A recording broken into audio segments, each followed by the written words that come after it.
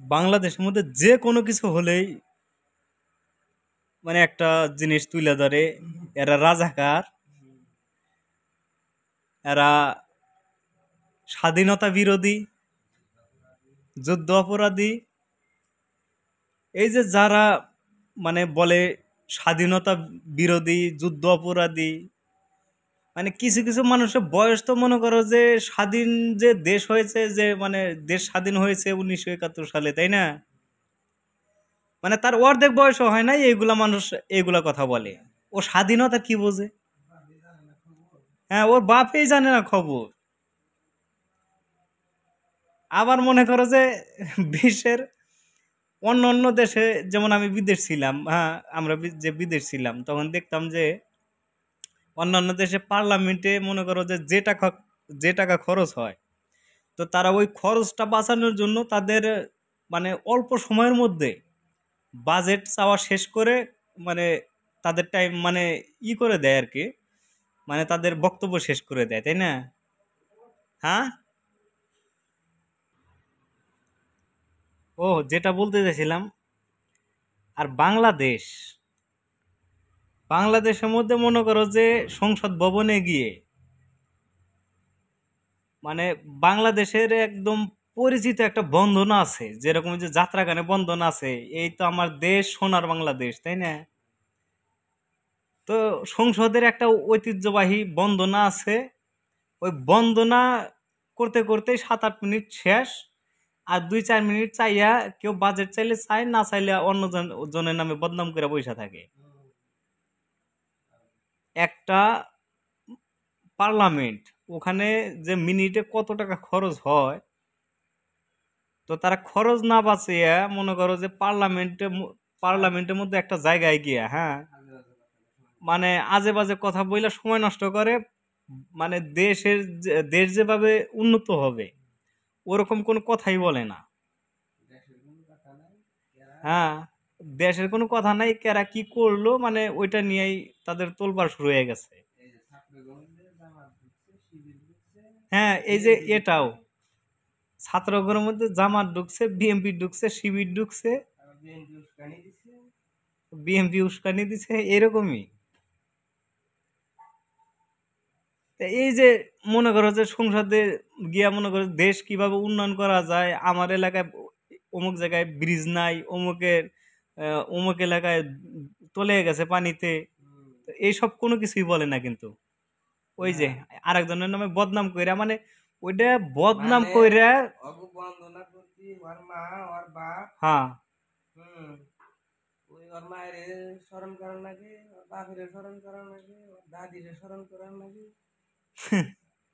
বন্দনা কইরা শেষ, আর ওরা বন্দনা করার এমন একটা জায়গা ভাই, ওই জায়গায় বন্দনা করলে দুনিয়ার বহু মানুষ দেখতে পারবো। কারণ অনেক মানুষ ওই জায়গার বন্দনা দেখার জন্য পয়সাও থাকে। এই যে মানুষ বলে ভাই, কিছু কিছু মানুষের লজ্জা শরম বলতে কিচ্ছু নাই। ও বন্দনা।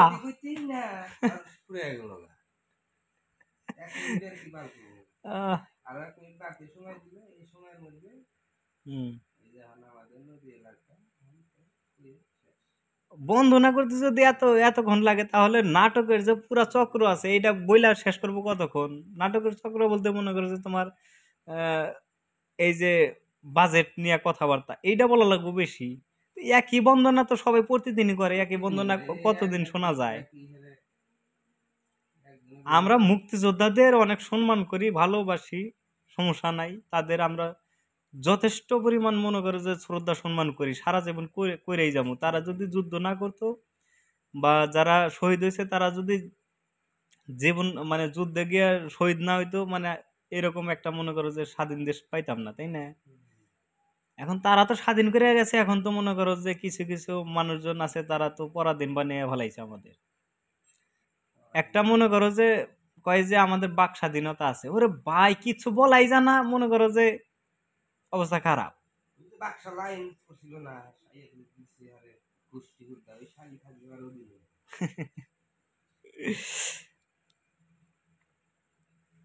বলার কিছুই নাই। তারপরও বলি, বইলা বইলা মাঝে মধ্যে ফেসবুকে ইউটিউবে ছাইরা ছুইরা দেই, জানি না কোন দিন কার নজরে পইরা যায়, কোন দিন ই মানে উদা হইয়া যায়। তারপরেও মনে করে যে মনরে সান্ত্বনা দিতে পারমু, বলছি। হয়তো এরকম যে কথা বলে তাকেই নিয়ে যায়, দেশটাই ওদের, মরার চিন্তা কেউ করে না। মনে করো যে এদের সম্মান দিতে দিতে মনে করো যে এমন এক পর্যায়ে নিয়ে গেছে, মানুষ এখন মনে করে যে এদের ঘৃণার চোখে দেখে।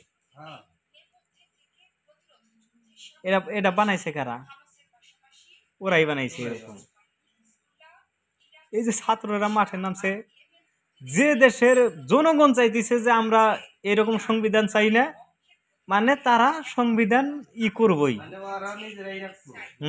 মানে সংবিধান টিকিয়ে রাখবো না, জানি এটা জাতিসংঘ থেকে মনে করে যে পাশ করা সংবিধান, এটা চেঞ্জ করা যাবে না। এটা কিন্তু একটা দেশের সংবিধান, দেশে তৈরি হয়েছে, এটা নিজেদের করা সংবিধান, এটা জাতিসংঘ থেকে দেয় নাই যে এটা চেঞ্জ করা যাবে না। অবশ্যই চেঞ্জ করা যাবে। আবার দেশের মানুষ চায় না যে অন্য দেশের সরকার বাংলাদেশে আসুক, কিন্তু বাংলাদেশে কিছু কিছু মানুষেরই দেশের মানুষ গুলি করে মাইরা ভালো, কিন্তু অন্য দেশের সরকার বাংলাদেশে একবার পা ফালাক। আমাদের দুলা ভাই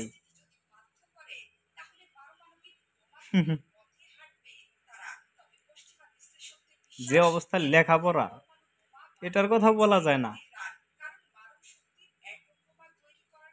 সব শেষ করে ফেলে দিছে। দুনিয়ার বিশ্বের অন্যান্য জায়গায় মনে করো যে বইয়ের মধ্যে লেখা আছে যে মনে করো যে কোনটা থেকে কোনটা করলে মনে করো যে এই জিনিসটা আবিষ্কার হবে, আর বাংলাদেশে আলু ভর্তা বানাতে হবে, হ্যাঁ কাঁঠাল দিয়ে চপ বানাও, তারপর হচ্ছে মনে করো যে তোমার মিষ্টি কুমড়া দিয়ে বেগুনি বানাও। একটা দেশের সরকারের এইরকম যদি বিচার মানে বিচক্ষণতা থাকে, ওই দেশ কোথায় যেতে পারে? ও পেঁয়াজের কথা বলি নাই, মূল হচ্ছে যে জিনিসটার দাম চওড়া হয়ে যায় ওই জিনিসটা খতিয়ে দেখা বাদ দিয়ে অন্যান্য জিনিস আরো মনে করে যে চড়া জায়গায় উঠিয়ে দেয়। এখন মনে করো যে কাঁঠাল, এই কাঁঠাল যে মনে করো যে কাঁঠালে যা আছে তোমার মাংসতেও তাই আছে, তাই না?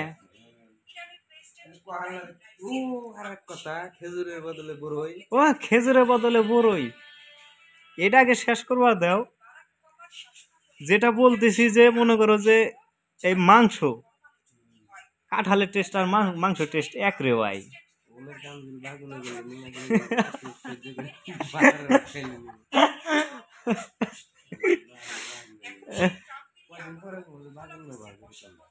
আমি কিন্তু এটা রেকর্ড করতেছি, ঠিক আছে, আমি নিজেরে দেখাচ্ছি, তোমাকে দেখাইতেছি না, কিন্তু তোমাকে তোমার কাছে মনে কথা শেয়ার করতেছি, আমার ক্যামেরায় রেকর্ড হচ্ছে।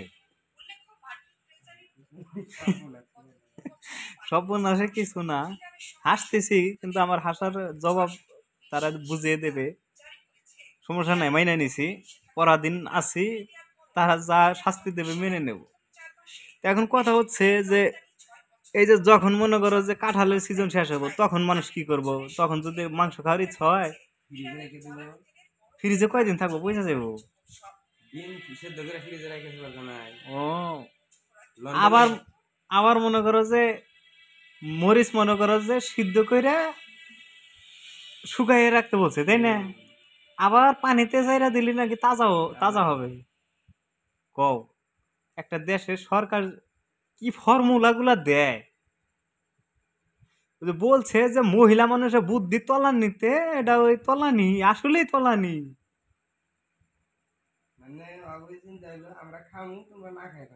হ্যাঁ আমরা খামু, তোমরা না খেয়ে থাকো, এটাই চিন্তা ভাবনা।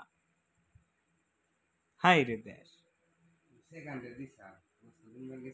হ্যাঁ দেখছি তো, সেকেন্ডে যে দিছিল, একবারে হাতের মধ্যে মেরে দিছিল, দালাল চক্র সব। দেশের উপর দিয়ে ট্রেন চালাইবো, অন্যান্য দেশের ট্রেন। হুম।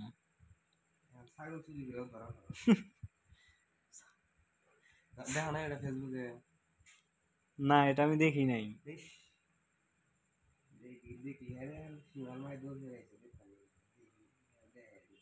তারপরে হচ্ছে মনে করো যে এতে এই অবস্থা লেখাপড়ার যে কথা যেটা বললাম, নাচ গান শেখায়, অর্থাৎ মনে করো যে কর্মজীবন দেখাই দিছে।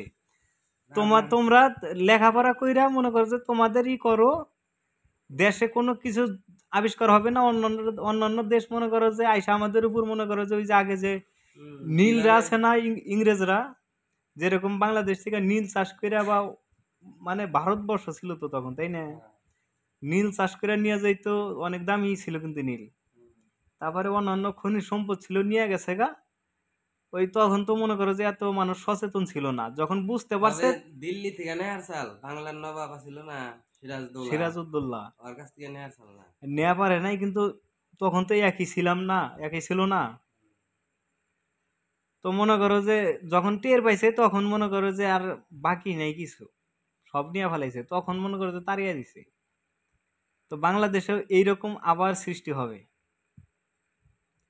কারণ বাংলাদেশের মানুষজন চিনবে না যে কি থেকে কি তৈরি করতে হবে, শুধু জানবে যে কিভাবে ডিম ভাজতে হয়, কিভাবে আলু ভর্তা করতে হয়, কিভাবে বিছানা গোছাতে হয়। অর্থাৎ এগুলা যে লেখাপড়া শিখলো যে আমি আলু ভর্তা করতে পারি, ডিম ভাজি করতে পারি, অর্থাৎ আমি একটা হোটেল দেব। সাবজেক্ট আসলে কারিগরি শিক্ষা হ্যাঁ। তাই না হুম। এটা আসলে তোমার অষ্টম শ্রেণীতে পাওয়া যাবে। হ্যাঁ।